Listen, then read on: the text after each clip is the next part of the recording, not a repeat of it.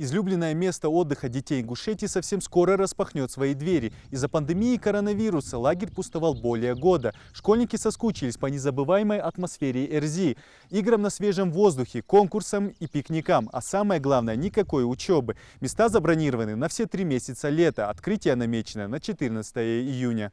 Все помещения и территория готовы на 100%. За время карантина проделана большая работа. Отремонтировано освещение, модернизировали систему пожарной безопасности. В некоторых блоках заменили мебель. В стенах Эрзии дети будут находиться почти круглосуточно. Поэтому вопрос питания очень важный. Столовая полностью готова. Сейчас персонал на 2-недельном карантине в связи с требованием Роспотребнадзора.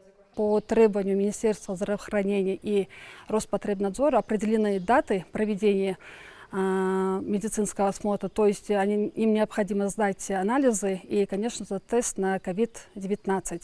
Я могу сказать, что 70% работников лагеря уже провакцинированы. Летний лагерь – это прежде всего игры на свежем воздухе, новые знакомства и развлекательные мероприятия. Для отличного времяпрепровождения на территории есть буквально все. В основном здании лагеря могут располагаться 450 человек одновременно. Вот мы находимся в одном из корпусов лагеря. Здесь у нас находится аудитория. Здесь дети занимаются, здесь проходят различные кружки. Здесь читаются лекции на войнахскую этику. Здесь у нас дети учатся, потому что здесь у нас находится и преподавательский состав. А что еще конкретно для проживания? Все ли уже готово? Для проживания у нас все готово. Вот мы сейчас подходим к спальным комнатам. У нас в этом корпусе находится 4 спальные комнаты. Здесь мы можем принять до 40 детей. Вот одна из комнат.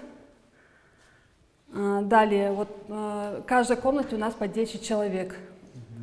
А все ли нормы соблюдены, требования Роспотребнадзора? Да, конечно, Роспотребнадзор часто нас посещает. И, конечно, мы соблюдаем все требования Роспотребнадзора, и мы уже готовы принять, вот видите, наши кровати застелены, уже готовы принять детей. Комнаты светлые, уютные. Я думаю, здесь детям будет просто хорошо. Помимо хороших условий проживания и питания, администрация Эрзии составила расписание всех культурных и развлекательных мероприятий на каждый из 21 дня пребывания школьников. Отличной новостью для ребят будет минимальное количество занятий. Учебы, я думаю, это в школе достаточно. Пускай дети отдыхают. У нас также нет интернета в лагере, вернее, ограничений идет для детей, потому что, я думаю, 21 день в году дети обязаны отдохнуть от всяких гаджетов, наверное, интернета. Хотя многие недовольны, но привыкают, потому что у нас программа насыщена, и дети заняты только различными мероприятиями, играми.